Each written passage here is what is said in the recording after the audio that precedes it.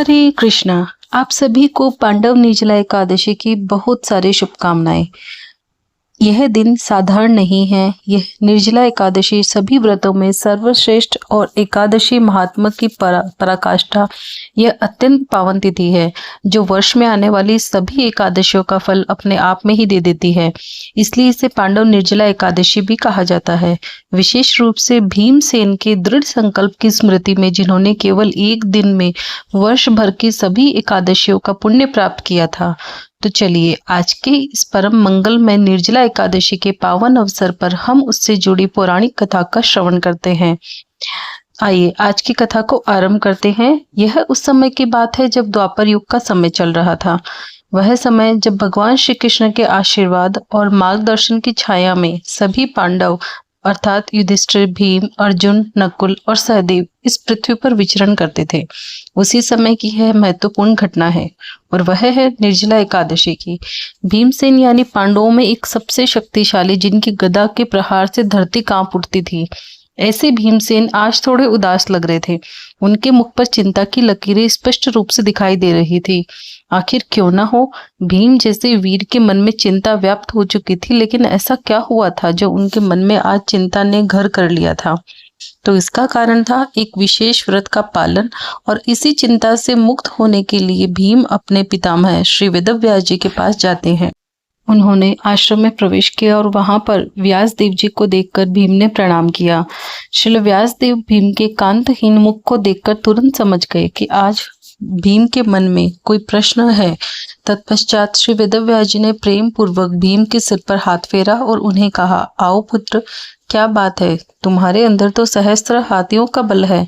इतनी अधिक शक्ति के धनी होने के बाद भी आज मेरे इस शक्तिशाली पुत्र के मुख पर चिंता की लकीरें? बताओ क्या बात है? अपने प्रभ पितामह व्यास देव जी के वात्सल्यपूर्ण वचनों को सुनकर भीमसेन अंदर से टूट गए। एक बच्चे की तरह आर्द्र स्वर में बात करते हुए वह कहने लगे, हे पितामह, मेरे परिवार में माता कुंती, बड़े भाई युधिष्ठिर, अर्जुन, नकुल, सहदेव और यहाँ तक कि मेरी पत्नी द्रौपदी भी मास में आने वाली दोनों एकादशी तिथि का पालन करते हैं, व्रत रखते हैं, उपवास करते हैं। भ्राता युधिष्ठिर मुझे भी ऐसे व्रत करने के लिए कहते रहते हैं। मैंने अपनी आध्यात्मिक जीवन में उन्नति चाही है तो मुझे यह व्रत करना चाहिए। लेकिन बस इतना कहकर भीम चुप हो गए, फिर कुछ सोचने लगे। व्यास देव जी ने जरा उन्हें झंझोड़ कर जगाया और फिर पूछा, लेकिन क्या भीम, बताओ, वे सही तो कह रहे हैं। हमारे शास्त्रों में यही लिखा है कि जो व्यक्ति मास में आने वाले शुक्ल और कृष्ण पक्ष की एकादशी का पालन नहीं करता वह स्वर्ग के बदले नरक में जाता है। इसलिए हर व्यक्ति को इसका पालन करना ही चाहिए, उसमें कोई संदेह भी नहीं है। फिर क्या समस्या है? यह सुनकर भीम ने फिर से उदास स्वर में कहा, नहीं पितामह, शास्त्रों के कथन में मुझे कोई संदेह नहीं है, ना ही कोई समस्या। लेकिन मेरी समस्या यह है कि मैं भूखा नहीं रह सकता। एकादशी में पूरे दिन तो क्या मैं एक क्षण के लिए भी बिना कुछ खाए पिए नहीं रह सकता? आप तो सारा कुछ जानते हैं। मेरे उदर में वृक नामक अग्नि सदैव प्रज्वलित रहती है। उसी के कारण मुझे दिन में कई बार बड़ी मात्रा में भोजन करना पड़ता है। आप तो जानते हैं ना पितामह, ऐसी स्थिति में एकादशी व्रत मैं कैसे कर सकता हूँ, वो भी मास में 2 बार? नहीं नहीं पितामह, यह मेरे लिए संभव नहीं है। हाँ, अगर ज्यादा बहुत लगा तो मैं वर्ष में 1 दिन उपवास कर सकता हूँ, लेकिन इससे अधिक मैं नहीं कर पाऊंगा, नहीं हो पाएगा मुझसे। इसलिए कृपा करके आप मुझे कोई ऐसा व्रत, तप या दान बताए जिसका केवल एक बार पालन करके मुझे संपूर्ण वर्ष की सभी एकादशी का फल मिल जाए। भीमसेन की बात सुनकर श्री व्यास देव जी हंसने लगे। उन्होंने कहा, हे पुत्र, मैं तुम्हारी समस्या समझ गया हूँ। अच्छा चलो अब ध्यान से सुनो, मेरी बात सुनना, ठीक है? पद्म पुराण में कहा गया है, संवत्सरस्या मध्ये एकादश्यो भवति तासां फलम् अवाप्नोति पुत्रो मे नाथ संशयः।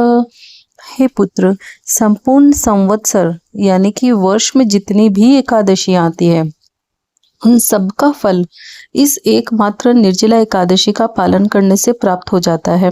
इसमें कोई भी संदेह नहीं है। ज्येष्ठ मास के शुक्ल पक्ष में एक एकादशी तिथि आती है, उसका नाम है निर्जला एकादशी। इस एकादशी का वर्ष में केवल एक बार पालन करने से संपूर्ण वर्ष की सभी एकादशियों का फल मिल जाता है। इस एकादशी में अन्न के साथ साथ जल का भी त्याग करना होता है। जो व्यक्ति इसका पालन करता है उसे एकादशी के सूर्योदय से द्वादशी के पारण समय तक जल की एक बूंद भी नहीं पीनी होती है। अब मैं तुम्हें इस एकादशी से मिलने वाले अनंत पुण्य फल के बारे में बताता हूँ, ध्यान से सुनना। ऐसा कहकर श्रील व्यास देव जी ने निर्जला एकादशी के महात्म्य का वर्णन करना आरंभ किया। उन्होंने कहा, निर्जला एकादशी के पालन से सभी तीर्थों में स्नान करने का पुण्य फल मिलता है।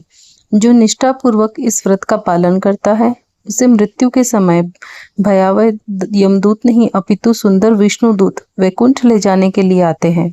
एकादशी का पालन करने के बाद जो व्यक्ति गोदान या गौ सेवा करता है उसके सारे पाप नष्ट हो जाते हैं, भले ही वह पाप सुमेरु पर्वत या मंदार पर्वत जितना विशाल ही क्यों न हो। यही है इस एकादशी की महानता। अब मैं तुम्हें इस व्रत का पालन करने की विधि बताता हूँ, ध्यान से सुनना। ऐसा कहकर श्रील व्यास देव जी ने भीमसेन को पांडव निर्जला एकादशी की व्रत विधि भी सुनाई। उन्होंने कहा, देखो भीमसेन, भगवान श्री कृष्ण ने कहा है कि इस एकादशी का पालन करने वाले व्यक्ति को पवित्र जल में स्नान करना चाहिए, सुयोग्य व्यक्ति को दान देना चाहिए, जपमाला पर भगवान के पवित्र नामों का जप करना चाहिए। इस दिन अन्य कोई भी धार्मिक विधि ना भी करें तो चलेगा, लेकिन इन मुख्य 3 नियमों का पालन अवश्य करना चाहिए। एकादशी के अगले दिन यानी द्वादशी पर व्यक्ति को परम पुरुषोत्तम भगवान के त्रिविक्रम स्वरूप की जल, पुष्प, इत्र और दीपक से पूजा करनी चाहिए। उसके बाद भगवान से इस प्रकार प्रार्थना करते हुए कहना चाहिए, हे ऋषिकेश, हे इंद्रियों के स्वामी, कृपया मुझे आपकी शुद्ध भक्ति का उपहार दीजिए। हालांकि मैं इस जल से भरे पात्र से अधिक कुछ भी अर्पित करने के लायक नहीं हूँ, फिर भी आप मेरे ऊपर कृपालु हों और मुझे अपनी अचल भक्ति प्रदान करें।